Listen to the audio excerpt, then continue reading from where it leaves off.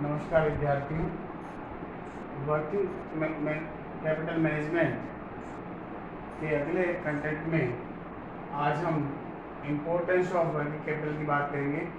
यानी किसी भी व्यवसायिक संस्थान के लिए कार्यशील पूंजी का क्या महत्व होता है और उसके साथ जो है अगर ओवर वर्किंग कैपिटल का एस्टिमेशन कर लिया जाए तो उसके इफ़ेक्ट्स क्या हो सकते हैं, उसके बैड इफ़ेक्ट्स क्या हो सकते हैं। मैंने इससे पूर्व जितने भी पार्ट 1, पार्ट 2 और पार्ट 3 वर्किंग कैपिटल मैनेजमेंट के जो कंटेंट जिनमें मैंने मुझे बताए हैं आपको, उनमें आपने देखा कि किसी भी व्यवसाय के लिए कार्यशील पूंजी का अत्यंत महत्व होता है, क्योंकि उसे अपने व्यवसाय के सामान्य संचालन के लिए जिस पूंजी की आवश्यकता होती है वो कार्यशील पूंजी होती है। कार्यशील पूंजी के अभाव में कोई भी व्यवसायिक संस्था या निर्माण करने वाली संस्था या व्यवसायिक प्रतिष्ठान जो है वो अपने व्यवसाय का सफल संचालन नहीं कर सकता। वे अपने खर्चों की जो है अपने जो जितने भी दैनिक खर्चे हैं उनका भुगतान नहीं कर सकता और अन्य जो व्यवसाय से निष्पादन संबंधी जितने भी मदें हैं उनका भी भुगतान नहीं कर सकता। लेकिन सबसे बड़ी महत्वपूर्ण बात ये होती है कि कार्यशील पूंजी का जो अनुमान लगाया जाए वो एक एप्रोप्रिएट होना चाहिए, और एप्रोप्रिएट अनुमान अगर लगा लिया है यानी न तो वो अनुमान जो है लगाया गया है वो रिक्वायर्ड कैपिटल यानी आवश्यक पूंजी से कम है तो भी खतरनाक होता है, तो भी वो संस्था के लिए हितकर नहीं है, और अगर ज़्यादा लगा लिया गया है तो भी वो संस्था के लिए हितकर नहीं होता है। कैसे? अगर कम अनुमान लगा लिया तो इसका मतलब है जो भी व्यवसायिक संस्था ने अपने लक्ष्य निर्धारित किए थे उत्पादन के संदर्भ में, विक्रय के संदर्भ में, वो पूरे नहीं हो पाएंगे। और अगर अनुमान बिल्कुल सही लगाया गया है तो इसका मतलब है वह अपनी उत्पादन प्रक्रिया को निर्बाध गति से चला सकता है। लेकिन अगर उसने अपने अनुमान यानी कार्यशील पूंजी के अनुमान आवश्यकता से अगर ज़्यादा लगा लिए तो इसका तात्पर्य ये है कि वो पूंजी जो उसकी बेकार हो गई। वो पूंजी जो है, क्योंकि संस्था में जो पूंजी लगती है वो दो ही जगह पर होती है, एक स्थायी पूंजी होती है और एक कार्यशील पूंजी होती है। इसका मतलब है कि स्थायी पूंजी में उसने पूंजी का अनुपात कम रख दिया और कार्यशील पूंजी का अनुपात उसमें ज़्यादा रख दिया, जो कि एक प्रकार की आइडल कैपिटल मानी जाती है, वो बेकार है, उसका उपयोग नहीं हो पा रहा है। यानी कोई भी फर्म जो है वो अपनी पूंजी का प्रोडक्टिव यूज नहीं कर पा रही।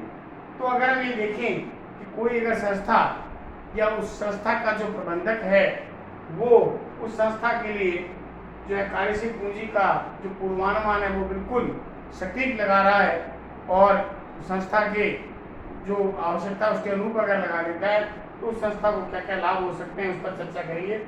सबसे पहला होता है immediate payment to the seller.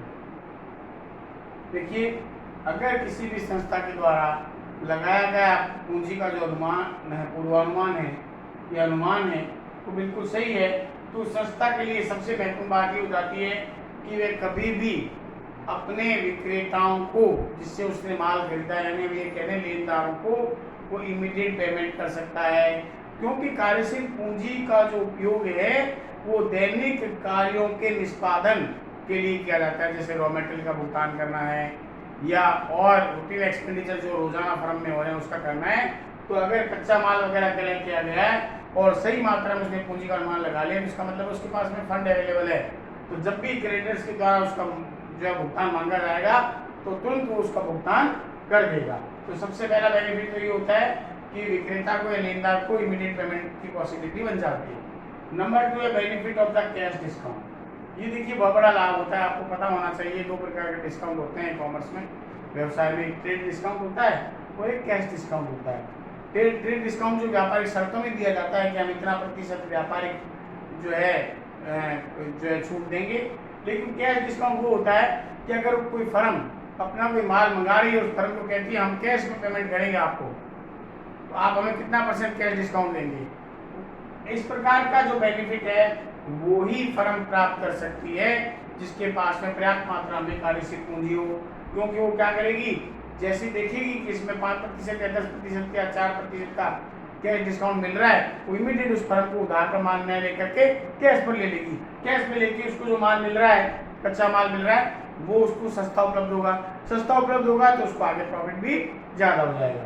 Number 3 sufficient distribution of the dividend. देखिए डिविडेंड लाभांश लाभ का वो हिस्सा है जिसे अंशधारियों में बांटा जाता है।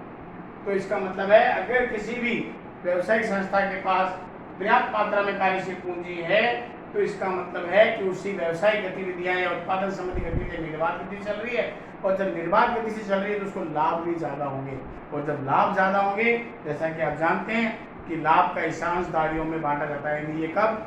जॉइंट स्टॉक कंपनी, संयुक्त पूंजी वाली कंपनियां जो है, बड़ी बड़ी कंपनियां जो है वो अंशों के माध्यम से जब जो है पूंजी बाजार से अपना कोष एकत्रित करती है तो अंशधारी उतनी जो है इससे उनकी हिस्सेदारी तक वो उसके मालिक होते हैं, और ऐसी स्थिति में कंपनी पर्याप्त मात्रा में कार्यशील पूंजी होने पर उनको लाभांश जो है वो चुका सकती है।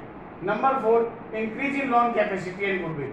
देखिए जिन संस्थाओं के पास कार्यशील पूंजी होती है उनकी ऋण को के पुनर्भुगतान की क्षमता बहुत बढ़िया हो जाती है, और उनकी साख, व्यवसायिक साख भी बहुत बढ़िया होती है बाजार में, क्योंकि उनके पास पूंजी है। क्योंकि जब भी कोई एक नई संस्था अगर उस संस्था के साथ में अपने व्यापारिक संबंध बनाना चाहती है तो सबसे पहले उसकी आर्थिक स्थिति का अध्ययन किया जाता है, और आर्थिक स्थिति की जानकारी उस व्यवसायिक संस्था के जो है बैंकिंग या वित्तीय संस्थान जो है उसके जो बैंक है उनसे ली जाती है, और जब उनके पास में उनके चिट्ठे की जानकारी ली जाएगी, उनकी आर्थिक स्थिति जानकारी ली जाएगी, तो जब पर्याप्त मात्रा में पूंजी होगी तो उसकी जो साख है, गुडविल जो है वो भी उसकी बाजार में क्या होगी?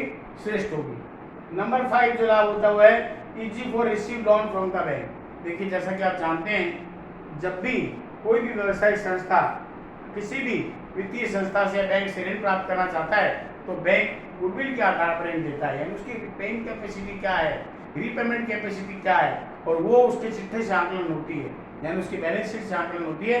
और जिन व्यवसायिक संस्थाओं के पास में कार्यशील पूंजी के पर्याप्त मात्रा में कोष हैं उनको ऋण प्राप्त करने में किसी प्रकार की परेशानी उत्पन्न नहीं होती। फिर benefit from the favourable opportunity.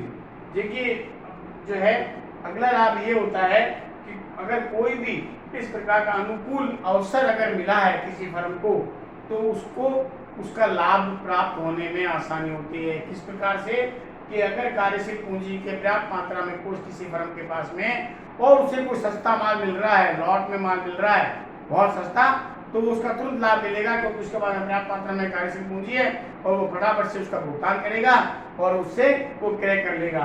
तो इस प्रकार की कोई अपॉर्चुनिटीज अगर संस्था के पास में आती है तो वह कार्यशील पूंजी के पर्याप्त कोष होने पर वह उसका लाभ प्राप्त कर सकता है।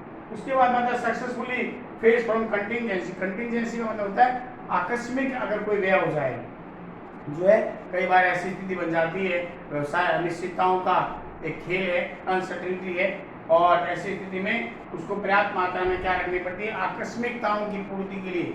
आकस्मिक हानि हो जाए तो जिन कंपनियों के पास में, जिन व्यावसायिक प्रतिष्ठानों के पास में पर्याप्त मात्रा में कार्यशील पूंजी होती है तो वो इस प्रकार की आकस्मिकताओं को जो है वो सशक्त तरीके से फेस करने की स्थिति में होते हैं। फिर इंक्रीज इन एफिशिएंसी। कार्य कुशलता को बढ़ावा देने में कार्यशील पूंजी का बहुत बड़ा योगदान होता है।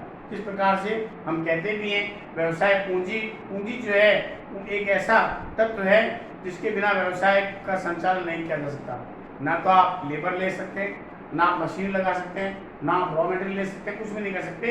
यानी वित्त का सबसे महत्वपूर्ण वित्त जो है वो एक महत्वपूर्ण कॉम्पोनेंट व्यवसाय के लिए माना जाता है। ऐसी स्थिति में अगर किसी भी फर्म के पास में, किसी भी व्यवसायिक प्रतिष्ठान के पास में पर्याप्त मात्रा में अगर कार्यशील पूंजी है तो उसकी कार्य कुशलता में वृद्धि हो जाती है। और अंतिम जो इसका जो इम्पोर्टेंस है, increase productivity of the fix capital. देखिए व्यवसाय एक ऐसा कार्य है जिसमें स्थिर संपत्तियों का कार्यशील पूंजी के माध्यम से श्रेष्ठतम उपयोग करना होता है। और स्थिर संपत्तियों में क्या आती है, लैंड एंड बिल्डिंग है, प्लांट एंड मशीनरी है। तो जब कार्यशील पूंजी जिसके माध्यम से raw material, labour and other expenses and other overhead जो है उसका भुगतान किया जाता है, और जब उसका भुगतान किया जाता है तभी जो स्थायी संपत्ति जैसे मशीनरी का सदुपयोग तभी हो सकता है जब पर्याप्त मात्रा में जो है कच्चा माल हो। फॉर एग्जाम्पल 1 लाख की कैपेसिटी की मशीन आपने लगाई, आपके पास में केवल कार्यशील पूंजी इतनी है कि जिससे आप केवल 50,000 इकाई निर्माण करने संबंधी जो है कार्यशील अपने कच्चा माल ही खरीद पाएंगे। तो इसका मतलब है आपकी जो मशीन है वो उसकी 50% कैपेसिटी आइडल हो गई, और आइडल का मतलब है वो बेकार है, वो आपकी कॉस्ट को बढ़ाएगी। लेकिन अगर किसी भी संस्था के पास में कार्यशील पूंजी पर्याप्त मात्रा में है तो वह उस मशीन का 100% उपयोग कर सकता है, और इससे जो है स्थिर संपत्तियां जो भी है, चाहे वो कारखाना हो, भवन हो, ऑफिस का जो है स्ट्रक्चर हो या प्लांट एंड मशीनरी हो, उसका वो क्या कर सकता है, उसकी उत्पादकता को बढ़ा सकता है। ये तो बात होगी कि उसकी इम्पोर्टेंस क्या होती है किसी भी संस्था में, अगर उसका पूर्वानुमान बिल्कुल सही लगाया गया है। लेकिन अनेक बार ऐसा होता है, कई बार प्रबंधक के द्वारा गलत तरीके से कार्यशील पूंजी का अनुमान लगा लिया जाता है, और ओवर जब एस्टिमेशन कर लिया जाता है, पूंजी चाहिए जो है 20 लाख रुपए, अनुमान लगा लिया 30 लाख रुपए का कार्यशील पूंजी का, वो भी संस्था के लिए घातक मानी जाती है। इसके क्या क्या परिणाम हो सकते हैं? सबसे पहला, अननेसेसरी स्टोरेज ऑफ स्टॉक। अगर किसी भी संस्था में, फर्म में, निर्माण करने वाली संस्था में अगर ओवर कैपिटल, वर्किंग कैपिटल का अगर अनुमान लगा लिया गया है, तो इसका मतलब है अननेसेसरी स्टॉक जो है वहां पर इकट्ठा हो जाएगा, क्योंकि ओवर आपने लगा लिया, आपकी डिमांड ही नहीं है मार्केट में इतना, और आपने उस पूंजी का उपयोग कहाँ किया? रॉ मटेरियल वगैरह क्रय करने में किया। रॉ मटेरियल कन्वर्ट हो गया वर्किंग प्रोग्रेस में, वर्किंग प्रोग्रेस आपने फिर उसके रूप में बना लिया, वो माल आपका स्टॉक में पड़ा है, बेकार पड़ा है, और वो काम नहीं आ रहा, आपके स्टोरेज की भी के एक्सपेंसेस भी लग रहे हैं, और माल भी आपका नहीं बिक रहा है। नंबर 2, डिफेक्टिव क्रेडिट पॉलिसी, इसको बोलते हैं साख नीति जो है। देखिए, अगर ओवर वर्किंग कैपिटल का एस्टिमेशन कर लिया गया तो वह डिफेक्टिव क्रेडिट पॉलिसी को, साख नीति को जन्म देता है। इस प्रकार से जन्म देता है कि अगर कार्यशील पूंजी अगर ज्यादा वो है आपने दे दी, तो इसका मतलब है दो बातें इसके अंदर होती है। हम देनदारों को जब माल उधार देते हैं तो हम जब कच्चा माल लेते हैं तो हमें भी लेनदारों से माल उधार मिलता है, लेकिन जब आपने देखा कि और आपने कैपिटल का एस्टिमेट लगाया तो आपको लगता है कि पूंजी हमारे पास तो खूब पड़ी है, और आप लंबे समय तक आप क्या करेंगे, उसको उधार ज़्यादा दे देंगे, यानी जो जिसको आप कह सकते हैं डेटर्स कलेक्शन पीरियड वगैरह है, वो आप ज़्यादा कर देंगे। और इसका मतलब है कि आपने जो साख नीति बनाई है, उधार देने की जो नीति बनाई है देनदारों को अपना माल, वो डिफेक्टिव है, यानी वो संस्था के लिए हितकर नहीं है, क्योंकि उसका उपयोग तो वो देनदार कर रहा है, जबकि आप उसका उपयोग या व्यवसायिक फर्म उसका उपयोग नहीं कर पा रही है। तीसरा, मैनेजर एफिशिएंसी। देखिए, अगर ओवर वर्किंग कैपिटल का एस्टिमेशन किया गया है तो ये मैनेजर की इनएफिशिएंसी को बतलाता है, यानी प्रबंधकीय कुशलता का प्रतीक है कि उसने सही तरीके से अपने ज्ञान का उपयोग नहीं किया, और संस्था के लिए जब पूंजी का अनुमान लगाया गया, कार्यशील पूंजी का अनुमान लगाया गया, वो बिल्कुल गलत था, जो है इससे प्रबंधकीय कुशलता में वृद्धि होती है। नंबर 4 जो इसका डिफेक्ट आता है वो है कि इसका लाभ पर विपरीत प्रभाव पड़ता है। क्यों? क्योंकि जब आपने ओवर कैपिटल वर्किंग कैपिटल का एस्टिमेशन कर लिया, उसका उपयोग ही वहां नहीं है, और उसका उपयोग हो सकता है कि दूसरी जगह पर हो। आपने उसका उपयोग कार्यशील पूंजी में किया, जबकि आपको उसका उपयोग फिक्स एसेट वगैरह में या फिक्स कैपिटल में करना चाहिए था, और इससे इसका प्रभाव सीधा लाभ पर आएगा, लाभ घटने लग जाएंगे, जो कि संस्था के लिए हितकर नहीं माने जाते। उसका नंबर 5 है डिससैटिस्फैक्शन इन शेयर होल्डर्स। देखिए, अंशधारी कंपनी के मालिक होते हैं और ऐसी स्थिति में उनको लाभ में हिस्सा मिलता है। अगर ओवर कैपिटल जो का एस्टिमेशन कर लिया गया तो इसका मतलब है इसका प्रभाव सीधा, जैसा कि मैंने बताया था, लाभ पर विपरीत प्रभाव पड़ता है, और जब लाभ कम हो जाएंगे तो अंशधारियों को जो लाभ में हिस्सा मिलेगा, उनके द्वारा क्रय किए गए अंशों पर लाभांश जो मिलेगा वो कम हो जाएगा, जिससे शेयर होल्डर में डिससैटिस्फैक्शन की भावना आ जाती है। वो असंतुष्ट महसूस करते हैं कि कंपनी जो है वो हमें जो लाभांश दे रही है वो पर्याप्त मात्रा में नहीं है।